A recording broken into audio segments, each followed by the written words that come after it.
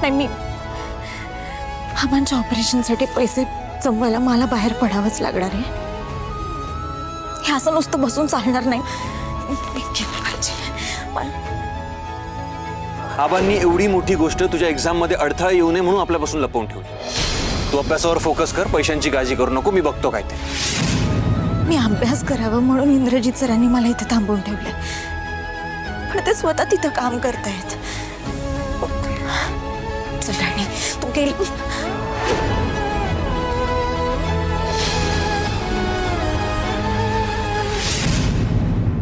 पण मी जर आता घराबाहेर पडले आणि इंद्रजित सर मध्येच घरी आले आणि त्यांना मी इथे दिसले नाही तर त्यांना लगेच संशय येईल की मी काम शोधण्यासाठी बाहेर पडली. त्यांना नाही आवडणार आहे.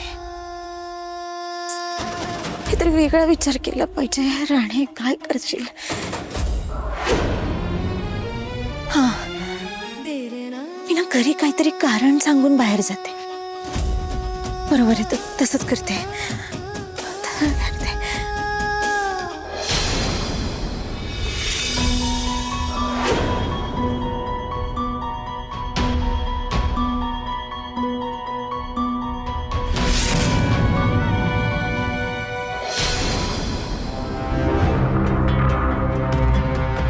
मालती मॅडम, ते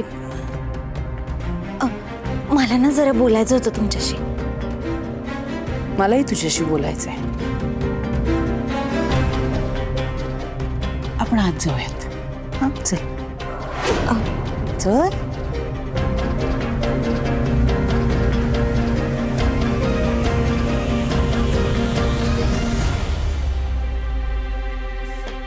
बस. हा, बस. अहो बस. मालती मॅडम, काय करताय तुम्ही? अहो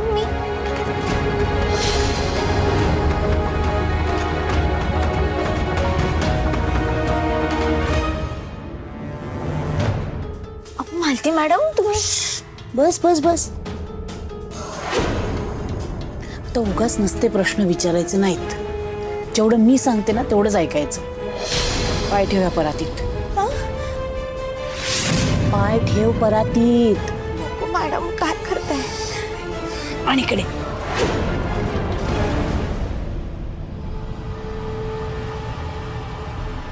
काही खात नाहीये तुला, फक्त पाय धुते तुझे.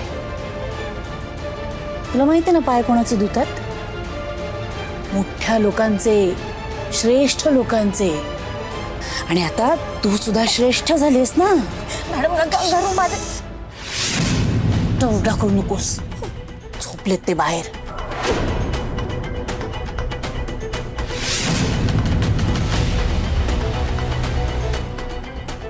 या घरात जे काही सुरू आहे ते कशासाठी? तुझ्या परीक्षेसाठी. स्वतःच्या जीवावर बेतून सुद्धा हे कशासाठी थांबलेत? तर तुझ्या परीक्षेसाठी. माझा इंद्रा ऑपरेशनचे पैसे जमा करायला, स्वतः कष्ट करायला बाहेर पडलाय. आणि आता तू काय करणार?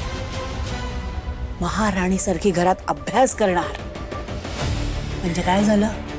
तू श्रेष्ठ झालीस, मोठी झालीस.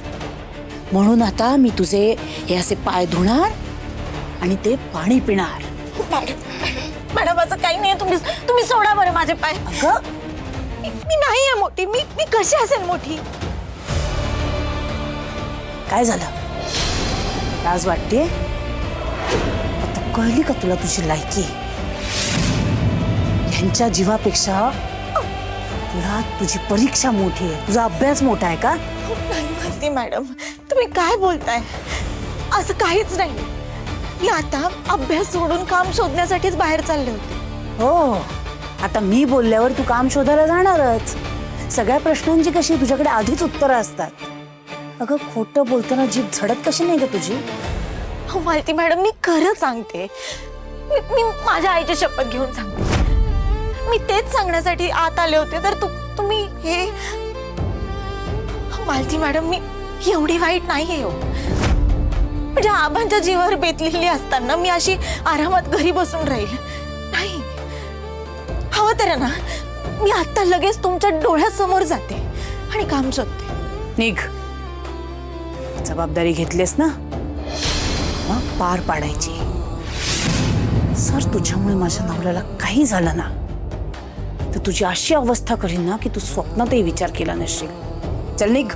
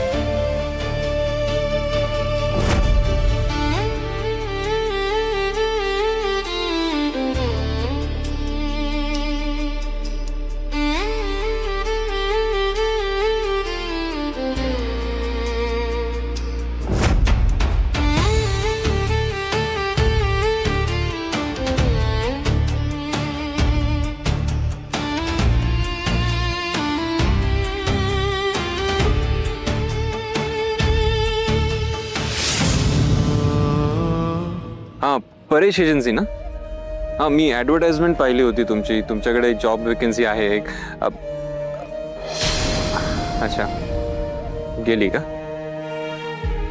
बरं ठीक आहे. काही असलं फ्युचरमध्ये तर प्लीज मला कळवा. हां, थँक्यू. इंद्रा, काहीही करून जॉब मिळाला पाहिजे.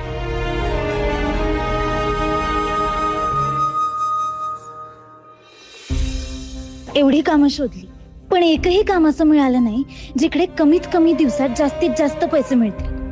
आता आबांच्या ऑपरेशनसाठी 7 दिवसात 7 लाख रुपये जमा करायचे आहेत म्हटल्यावरती असंच काम पाहिजे ज्यात जास्तीत जास्त पैसे मिळतील.